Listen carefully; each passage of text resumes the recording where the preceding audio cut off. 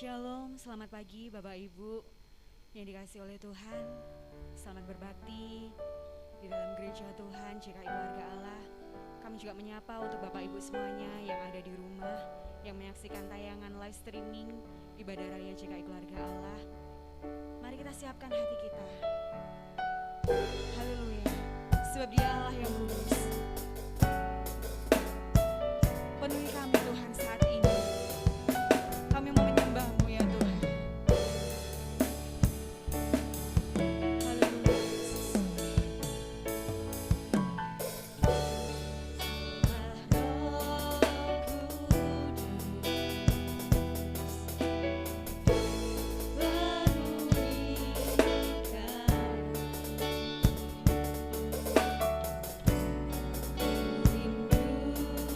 Kau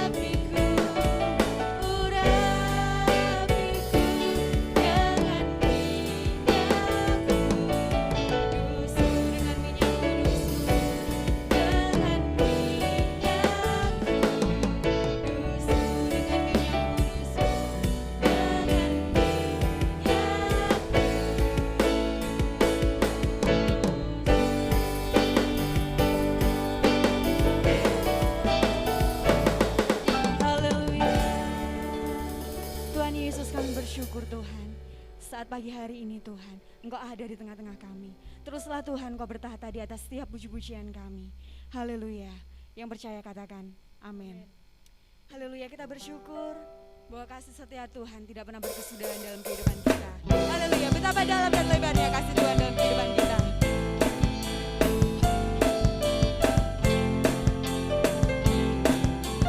Haleluya, kita mau bersorak buat Tuhan. Haleluya.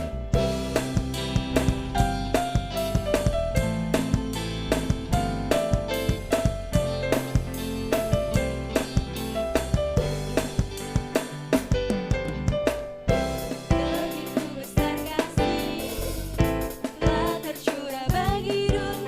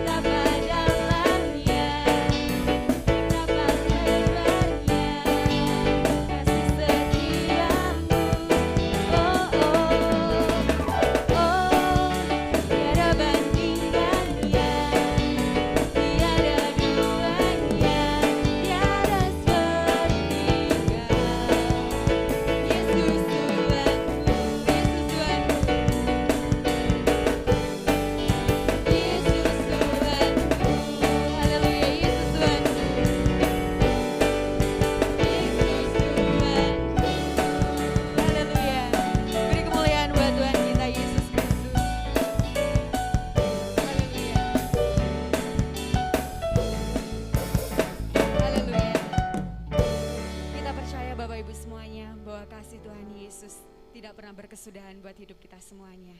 Berkat-Nya senantiasa melimpah dalam kehidupan kita. Bahkan tidak hanya sampai kepada kita, tapi kepada anak cucu kita semuanya diberkati oleh Tuhan. Amin. Haleluya.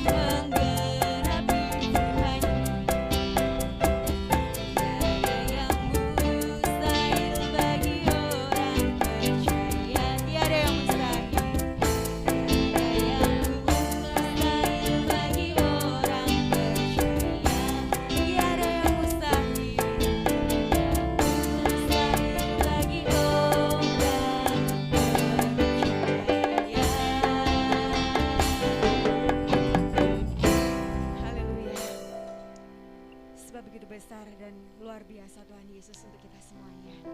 Haleluya. Sebentar kita akan mendengarkan firman Tuhan. Kita mau siapkan hati kita untuk menyambut kebenaran firman Tuhan. Terima kasih Tuhan, terima kasih. Sebab kami percaya Tuhan saat ini bukan karena kami melihat Tuhan. Kami percaya Tuhan karena firman-Mu selalu digenapi dalam hidup kami. Haleluya. Kekuatan di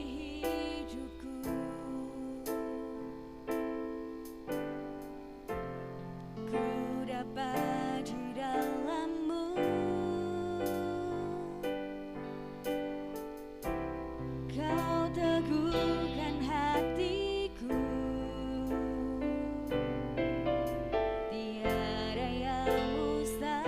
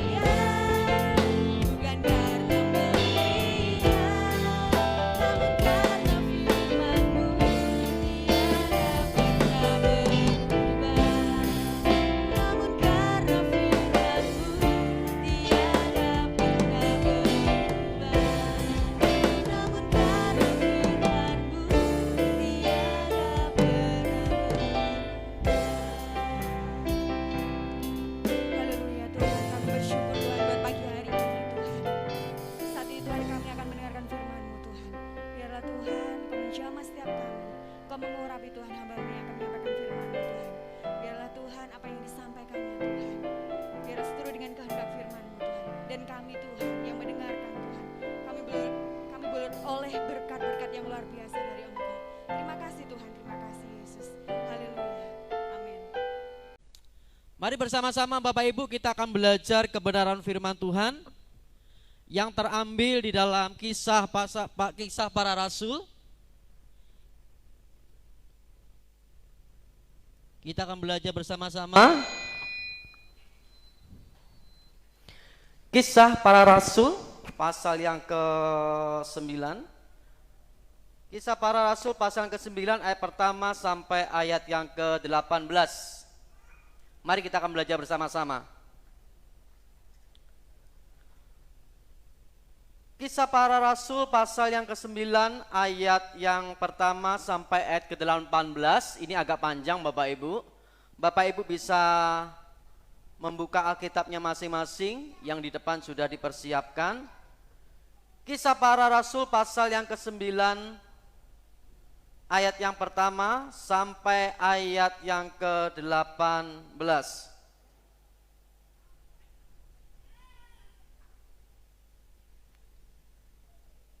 Ini peristiwa bagaimana Saulus mengalami pertobatan Bapak Ibu ya.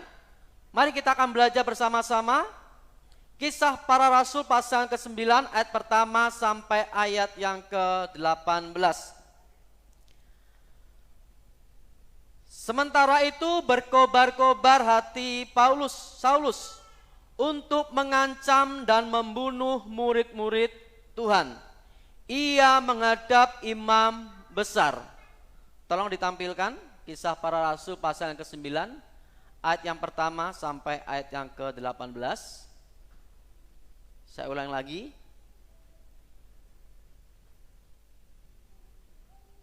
Sementara itu berkobar-kobar hati Saulus untuk mengancam dan membunuh murid-murid Tuhan. Ia menghadap imam besar dan meminta surat kuasa daripadanya untuk dibawa kepada majelis-majelis Yahudi di Damsyik, supaya jika ia menemukan laki-laki atau perempuan yang mengikuti jalan Tuhan, ia menangkap mereka dan membawa mereka ke Yerusalem. Ayat yang ketiga, dalam perjalanannya ke Damsyik, ketika ia sudah dekat kota itu, tiba-tiba cahaya memancar dari langit mengelilingi dia. Ia rebah ke tanah dan kedengaranlah olehnya suatu suara yang berkata kepadanya, Saulus, Saulus, mengapakah engkau menganiaya aku? Jawab Saulus, siapakah engkau, Tuhan? Katanya, akulah Yesus yang kau aniaya itu. Tetapi bangunlah dan pergilah ke dalam kota. Di sana akan dikatakan kepadamu apa yang harus kau perbuat. Maka termangu-mangulah teman-temannya seperjalanan, karena mereka memang mendengar suara itu. Tetapi tidak melihat seorang juga pun. Saulus bangun dan berdiri, lalu membuka matanya, tetapi ia tidak dapat melihat apa-apa. Mereka harus menuntun dia masuk ke Damsyik. 3 hari lamanya ia tidak dapat melihat, dan 3 hari lamanya ia tidak makan dan minum. Di Damsyik ada seorang murid Tuhan bernama Ananias. Firman Tuhan kepadanya dalam suatu penglihatan. Ananias, jawabnya, ini aku Tuhan.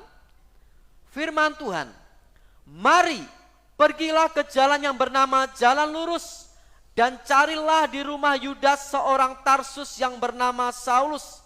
Ia sekarang berdoa, dan dalam suatu penglihatan ia melihat bahwa seorang yang bernama Ananias masuk ke dalam dan menumpangkan tangannya ke atasnya supaya ia dapat melihat lagi. Jawab Ananias, Tuhan, dari banyak orang telah kudengar tentang orang itu, betapa banyaknya kejahatan yang dilakukannya terhadap orang-orang kudus-Mu di Yerusalem.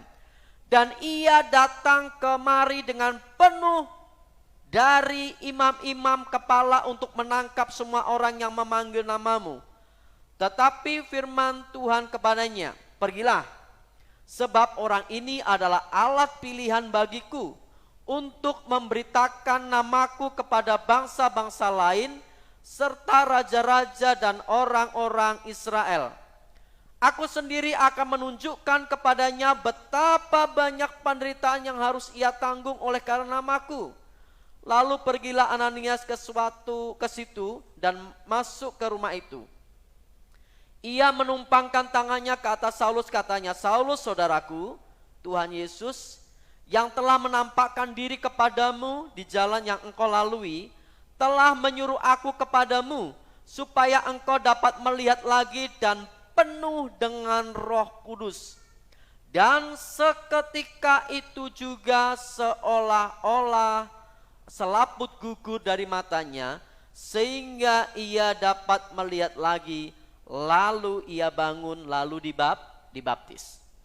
Bapak Ibu yang dikasihi Tuhan, dari peristiwa ini kita belajar bagaimana ketika Saulus mengalami pertobatan, diawali dengan peristiwa-peristiwa yang membuat dia yang dahulunya sebagai penganiaya umat Tuhan, yang dahulunya sebagai penganiaya jemaat Tuhan, karena dia dengan membawa surat kuasa itu, dia berkuasa, dia berhak menganiaya, dia berhak membunuh umat Tuhan yang percaya kepada Yesus. Dari ini kita melihat bagaimana perjumpaan seorang Saulus dan mengalami peristiwa dengan Tuhan Yesus secara pribadi ketika perjalanannya kemana tadi? Ke Damsik. Nah, latar belakang Paulus Bapak Ibu, Paulus ini lahirnya di Tarsus. Dia seorang warga negara Romawi. Nama lahirnya ini Saul yang berarti diminta dari Allah. Saulus ini berasal dari suku Benyamin. Kita belajar dulu ya. Saulus ini dididik dari mudanya di sekolah sinagog yang ada di Tarsis. Sampai usianya 12 tahun dan melanjutkan pendidikan kerabian di Yerusalem. Dia seorang Farisi yang taat, namanya Farisi. Berarti Saulus ini begitu taat mengerjakan yang namanya hukum Taurat. Saulus ini seorang terdidik. Saulus ini seorang terpelajar. Saulus ini memiliki kekuasaan penuh dengan membawa surat kuasa dari penguasa pada waktu itu. Ia dibesarkan di Yerusalem dan dia adalah murid yang namanya Gamaliel. Bapak Ibu yang dikasihi oleh Tuhan, Saulus ini keturunan Yahudi Bapak Ibu. Dia penganiaya, dia pembenci, dia pembunuh umat Tuhan. Jadi jangan heran kalau hari ini masih banyak umat Tuhan yang teraniaya karena beribadah, karena percaya kepada Yesus. Karena dulunya sudah mengalami seperti ini. Dia memiliki surat kuasa untuk berhak membunuh umat Tuhan. Dia memiliki surat kuasa dari imam kepala untuk menangkap dan membinasakan umat Tuhan. Begitu dia bencinya kepada yang namanya umat Tuhan, jemaat Tuhan. Itu asal mula, asal usul dari seorang yang namanya Paulus. Jauh sebelumnya Tuhan Yesus pernah mengatakan seperti ini. Di dalam Lukas pasal yang 5 ayat 32. Aku datang bukan untuk memanggil orang benar, tetapi orang berdosa supaya mereka bertobat. Dari awal Yesus sudah mengatakan Yesus datang ke dunia ini bukan untuk mencari orang benar, melainkan orang yang berdosa supaya mereka bertobat. Saulus mengalami hal seperti ini. Sehingga dari perjalanannya dia ke Damsik, dia melihat cahaya bersama teman-temannya. Apa yang terjadi ketika Bapak Ibu baca di ayat pertama sampai ayat ke-18 tadi? Ketika dia bertemu dengan yang namanya pribadi yang luar biasa, cahaya yang begitu putih, sehingga dia mengatakan di dalam terjemahan bahasa Inggrisnya, "Who are you?" Siapa kamu? Tuhan. Di terjemahan bahasa Inggris dia pakai kata Lord. Siapa? Who are you, Lord? Apakah engkau Tuhan? Nah, ketika itu dia langsung mengalami yang namanya buta. Dijelaskan Saulus tidak makan, tidak minum selama 3 hari. Nah, ini menariknya Bapak Ibu. Ketika saya membaca berulang kali, ada yang menarik.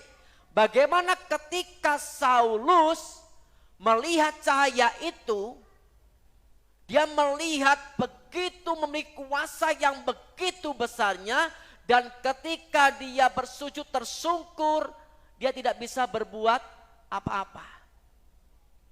Dan saat itu Saulus mendapat yang namanya penglihatan. Perhatikan.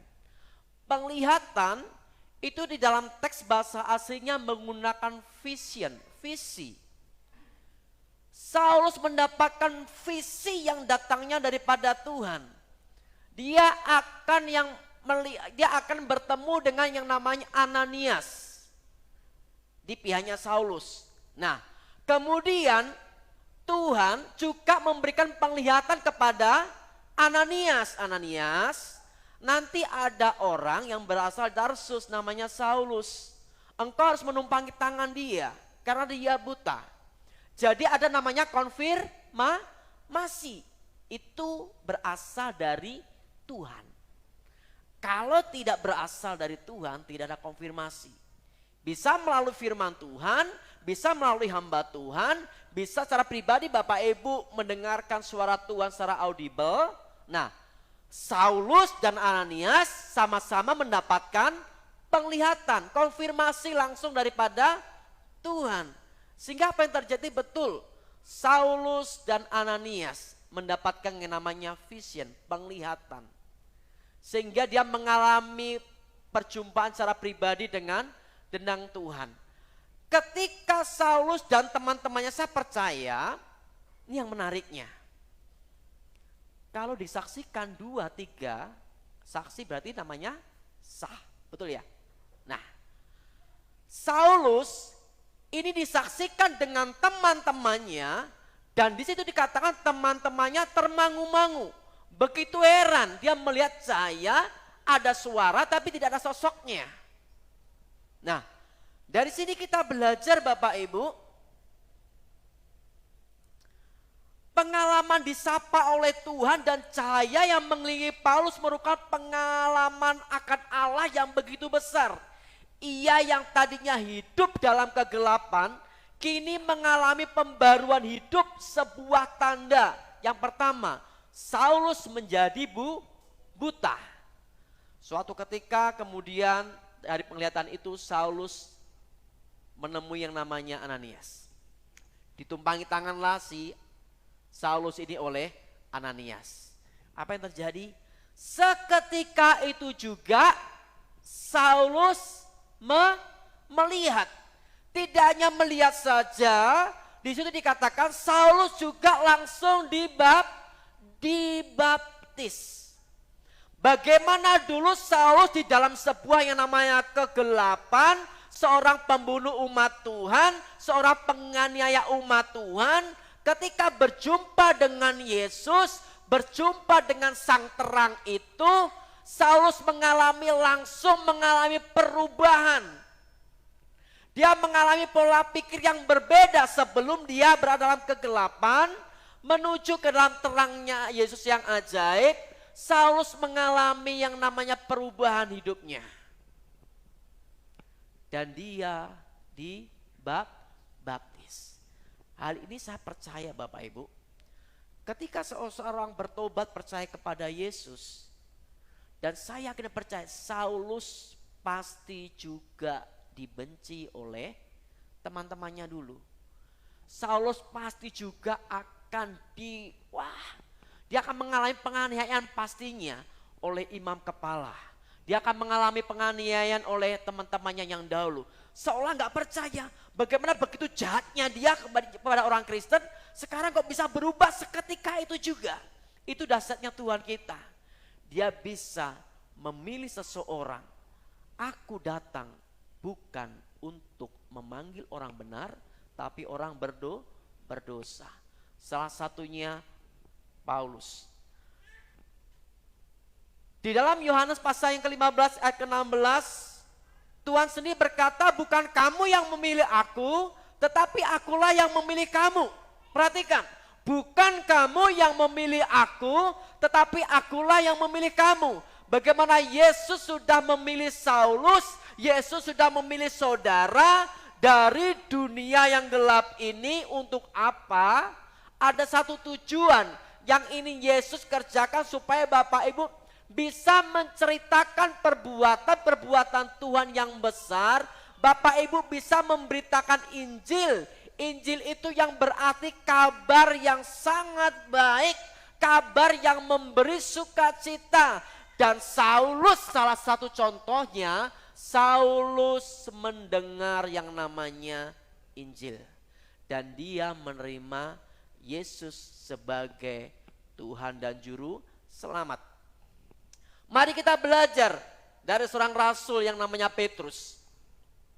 Tadi kita sudah belajar dari rasul yang namanya Paulus. Saulus kemudian berubah namanya menjadi Paulus.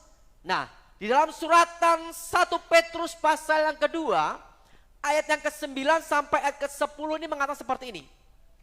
Perhatikan baik-baik.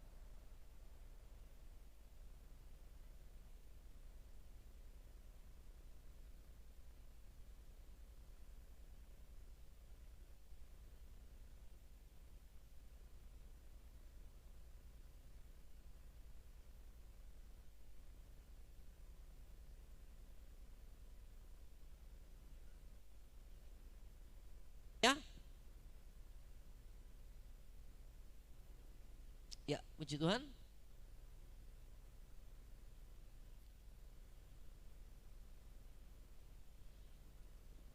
Belum dicas tadi. Tetapi kamulah bangsa yang terpilih, imamat yang rajani, bangsa yang kudus, umat kepunyaan Allah sendiri, supaya kamu memberitakan perbuatan-perbuatan yang besar dari Dia yang telah memanggil kamu keluar dari apa Bapak Ibu? Kegelapan kepada terangnya yang ajaib. Saulus berubah menjadi namanya Paulus. Dari kegelapan kepada terangnya yang ajaib. Ayat yang ke-10. Kamu yang dahulu bukan umat Allah, tetapi yang sekarang telah menjadi umatnya. Yang dahulu tidak dikasihani, tetapi sekarang telah beroleh belas kasihan. Kamu, saya, dan saudara yang dahulu bukan umat Allah, yang dahulu berada di dalam kegelapan, yang dahulu menjadi orang berdosa, menjadi budak dosa, ketika percaya kepada Yesus, saudara menjadi umatnya. Diangkat menjadi anaknya, yang dahulu bukan umat Allah, tetapi sekarang telah menjadi umatnya, yang dahulu tidak dikasihani, tetapi sekarang beroleh belas kasihan. Perhatikan, Yohanes 15:16 tadi berkata, bukan kamu yang memilih aku, tapi akulah yang memilih kamu. Tuhan sendiri yang memilih saya dan saudara. Dari dunia ini, begitu banyaknya jumlah dunia ini, saudara dipilih. Namanya dipilih itu tidak banyak Bapak Ibu. Dipilih 1, dipilih 2, dipilih 3. Supaya apa? Untuk menyatakan perbuatan-perbuatan Tuhan yang besar. Dari sini kita akan belajar Bapak Ibu. Next. Dari sini kita akan belajar bagaimana di dalam suratan tadi yang kita baca 1 Petrus pasal kedua ayat yang ke-9, pasal kedua 9 sampai ayat yang ke-20. Di situ kita mengalami 4 status yang berbeda sebagai umat Tuhan. Identitas baru yang diberikan kepada saya dan saudara ada 4 hal. Yang pertama tadi apa? Bangsa yang terpilih, imamat yang rajani, bangsa yang kudus, umat kepunyaan Allah. Saya akan ulangi lagi. Bangsa yang terpilih, imamat yang rajani, bangsa yang kudus, umat kepunyaan Allah sendiri. Mari kita belajar satu persatu. Bangsa yang terpilih dalam teks bahasa aslinya itu menggunakan kata genos. Bangsa di dalam bangsa yang terpilih ini menggunakan kata genos yang artinya generasi, yang artinya keturunan, yang artinya keturunannya Bapak Ibu, anak cucu Bapak Ibu. Itu bangsa yang terpilih. Terpilih ini menggunakan kata eklektos. Eklektos itu istimewa. Eklektos itu utama. Artinya apa? Kita sudah dipilih oleh Allah menjadi umatnya yang istimewa. Yang percaya katakan amin. Saudara menjadi bangsa yang terpilih. Generasi, keturunan yang istimewa, yang utama. Kenapa? Karena dipilih tidak banyak. Dipilih itu sedikit Bapak Ibu. Berbahagialah saudara percaya kepada Yesus. Karena saudara dipilih oleh Allah menjadi bangsa yang terpilih. Sebab banyak yang dipanggil, sedikit yang dipilih. Itu namanya istimewa. Itu yang namanya utama. Itu bangsa yang terpilih. Yohanes 15:19 mengatakan seperti ini. Jika kamu dari dunia, tentulah dunia akan mengasihi milik kepunyaannya. Tetapi karena kamu bukan dari dunia. Saya garis bawahi. Tetapi saudara dan saya bukan dari dunia. Loh kok bisa? Saya kan masih ada dalam dunia. Perhatikan baik-baik. Yesus yang berasal dari sorga. Yesus yang empunya dari sorga. Turun ke dunia mencari saudara. Ketika saudara percaya kepada Yesus, Roh Kudus tinggal dalam kehidupan saudara. Itu yang menyatakan Roh Kudus bukan dari dunia. Roh Kudus tinggal dalam kehidupan saudara, mengatakan saudara bukan dari dunia. Melainkan Yesus telah memilih saudara dari dunia. Karena hal itulah dunia membenci kamu. Jangan heran kalau Bapak Ibu menjadi umat Kristen, banyak orang yang membenci saudara. Karena sudah dinubuatkan seperti ini. Tapi satu hal, berbahagialah. Firman Tuhan, berbahagialah. Karena engkaulah empunya kerajaan surga nantinya. Jika kamu dari dunia, tentulah dunia akan mengasihi milik kepunyaannya. Artinya apa? Karena saudara bukan dari dunia. Saudara berasal jadi kepunyaan Allah. Nanti saudara akan kembali kepada mana? Ke surga. Menjadi miliknya Allah, diangkat menjadi miliknya Allah, diangkat menjadi anaknya Bapa. Bukan berarti Bapak punya anak, enggak. Ini seperti kiasan yang luar biasa, seperti bagaimana kita sebagai Bapa, kita sebagai anak betul-betul menerima kasih Tuhan yang begitu besar, sehingga kita bisa berkata, ya Aba, ya Bapa. Agama lain gak ada memanggil Tuhannya Bapa. Hanya kita saja memanggil dia Bapa kita yang di surga. Karena apa? Jelas, Bapa kita ada di mana? Di surga. Tetapi karena kamu bukan dari dunia, melainkan Yesus telah memilih saudara dari dunia. Ini status yang Bapak Ibu miliki begitu besar, begitu dahsyatnya. Yang kedua, imamat yang rajani. Perhatikan baik-baik, ini menarik Bapak Ibu. Istilah imamat ketika bangsa Israel pada zaman dulu ketika mau datang kepada Tuhan, harus ada yang namanya jembatan, harus ada yang namanya perantara, itu yang namanya imam. Dan imam tidak sembarangan, hanya dari suku Lewi saja yang bisa menjadi seorang yang namanya imam. Dan ada seleksi-seleksi. Dan dia betul harus di dalam hidup dalam kekudusan. Kalau tidak, lewat, dia akan mati. Itu peristiwa bangsa Israel ketika mau datang kepada Tuhan, kepada Allah, dia harus datang melewati yang namanya imam. Ke ruang Maha Kudus ia harus datang melewati yang namanya imam. Ketika imam datang kepada Allah dan Allah berbicara kepada imam tersebut apa yang harus disampaikan, kemudian imam itu baru menyampaikan kepada umat Israel. Itu fungsinya imam pada waktu itu. Tapi dalam perjanjian baru dikatakan imamat yang rajani, saudara sebagai jembatan supaya orang percaya kepada Yesus. Ini adalah tugas tanggung jawab saudara. Saudara adalah imamat yang rajani, imam sebagai jembatan. Ketika saudara percaya kepada Yesus, saudara memiliki tanggung jawab untuk apa? Mengenalkan orang-orang tentang cahaya yang luar biasa tadi, yang Saulus terima itu.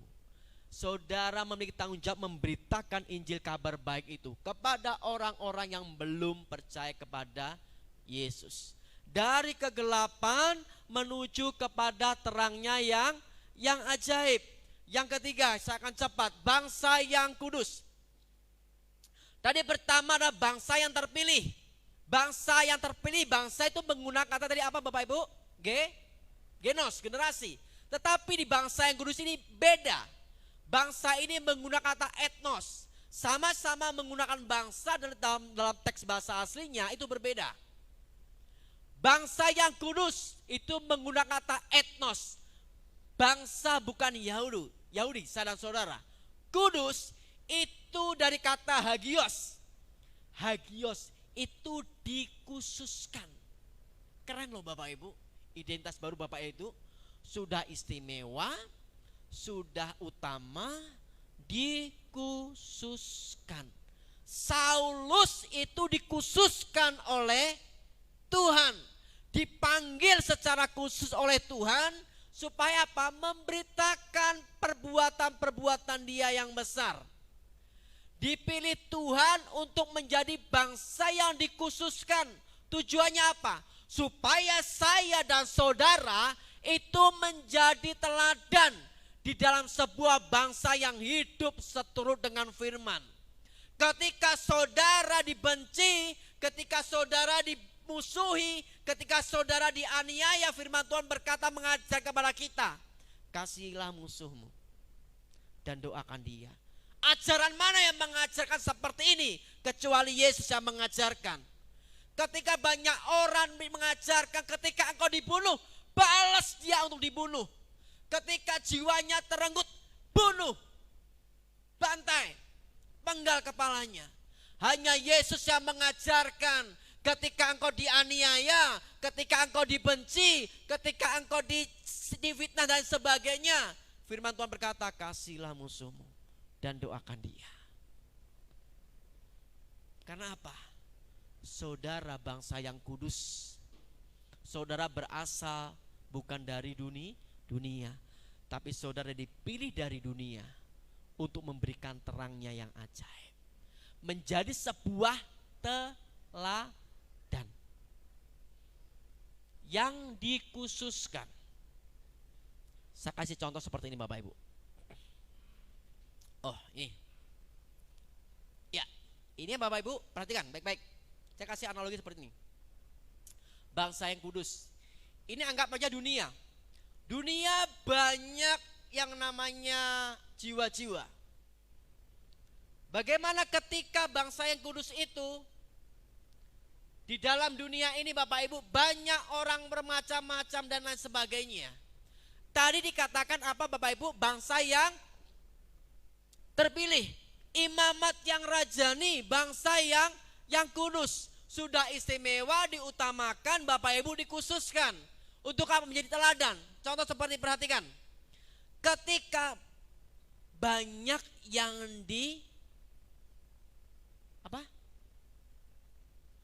banyak yang dipanggil, sedikit yang dipilih.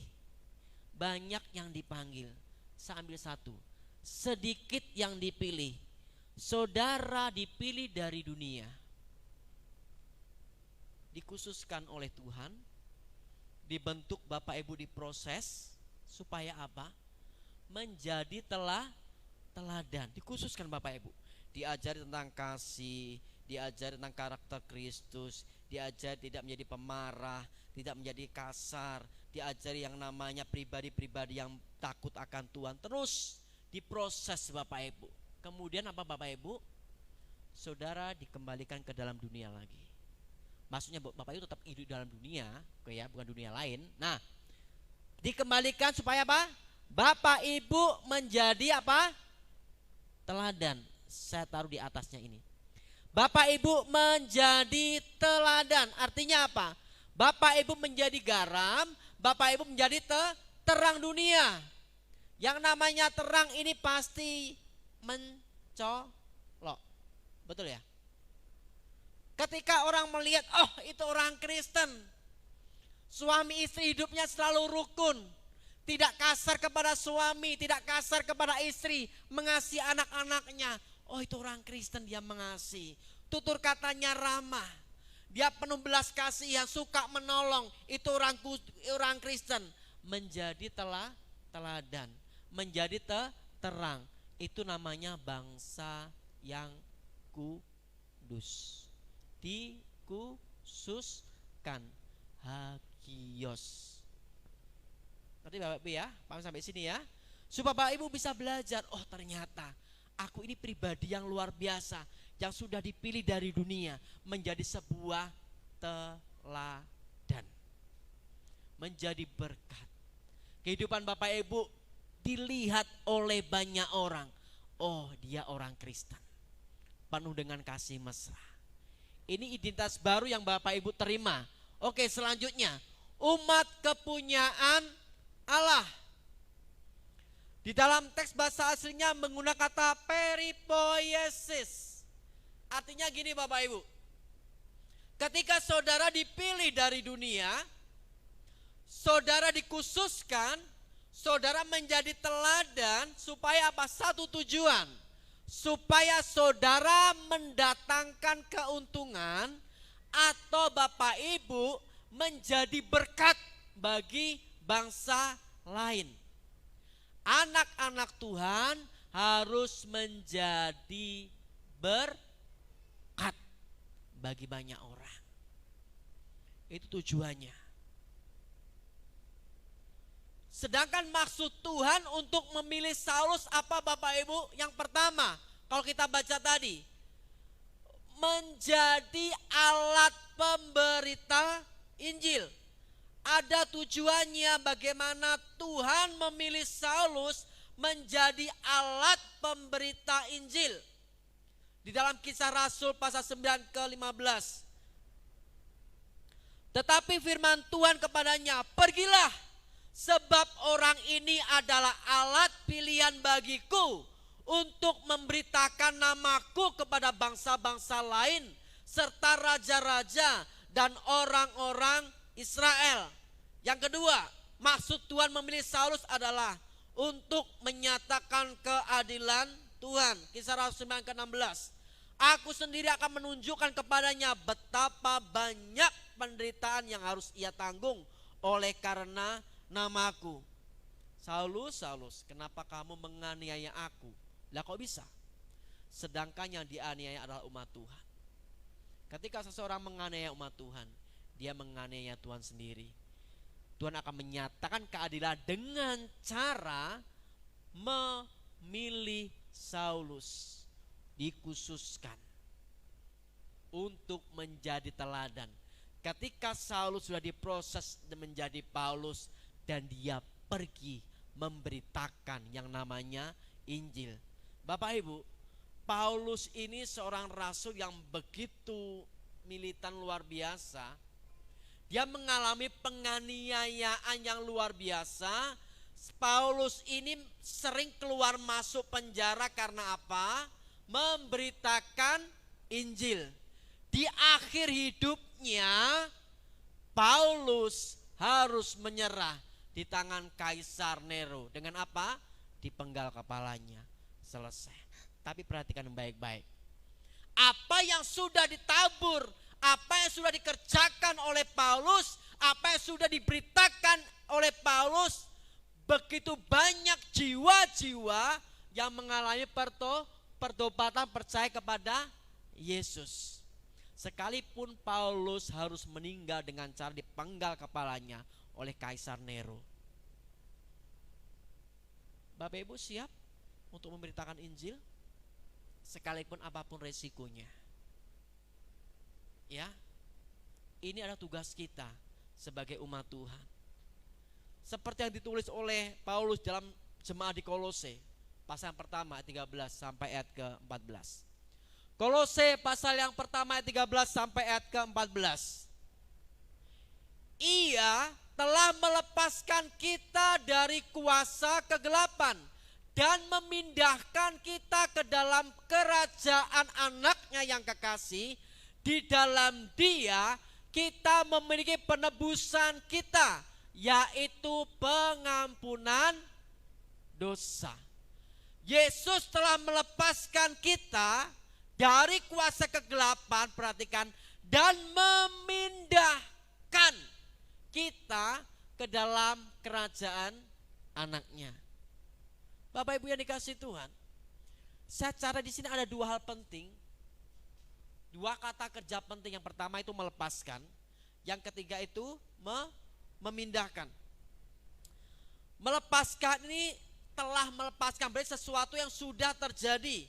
Memindahkan dalam bahasa aslinya itu biasa dipakai untuk menggambarkan populasi suatu bangsa yang dipindahkan ke bangsa lain yang memenangkan perang. Jadi ketika Bapak Ibu percaya kepada Yesus, Bapak Ibu dipindahkan menjadi jiwa-jiwa yang berkemenangan, menjadi jiwa-jiwa yang hidup dalam kebebasan dari budak-budak dosa tadi, kegelapan tadi. Bapak Ibu sudah dipindahkan ke dalam terangnya yang ajaib. Dari perubahan peristiwa Paulus ini Bapak Ibu, kalau kita lihat, ada peristiwa-peristiwa bagaimana Tuhan telah memilih kita. Di sini bagaimana Tuhan telah memilih Paulus. Perubahan hidup di dalam Kisah Para Rasul 22 ke-4. Seperti ini Bapak Ibu. Kisah Rasul pasal yang ke-22 ayat ke-4. Dan aku telah menganiaya pengikut-pengikut jalan Tuhan sampai mereka mati. Laki-laki dan perempuan kutangkap dan kuserahkan ke dalam penjara. Ini pekerjaan si Saulus dulu Bapak Ibu. Sampai dikejar sampai mati. Itu Saulus berada di dalam kegelapan. Ketika dia dipindahkan dari kegelapan, suratan Filipi pasal pertama ayat ke-21 berkata seperti ini. Karena bagiku adalah Kristus dan mati adalah keuntungan. Ini perubahan dari kehidupan yang namanya Saulus ke Paulus. Dulu penganiaya ketika percaya kepada Yesus, dia berkata, karena hidupku adalah Kristus dan mati adalah sebuah keuntungan.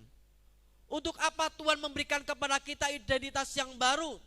Supaya kita melakukan pekerjaan Allah, memberitakan perbuatan-perbuatan besar Allah.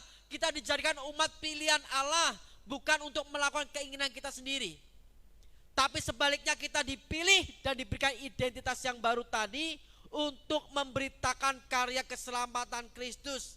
Dan kita menjadi saksi sampai ke ujung bumi.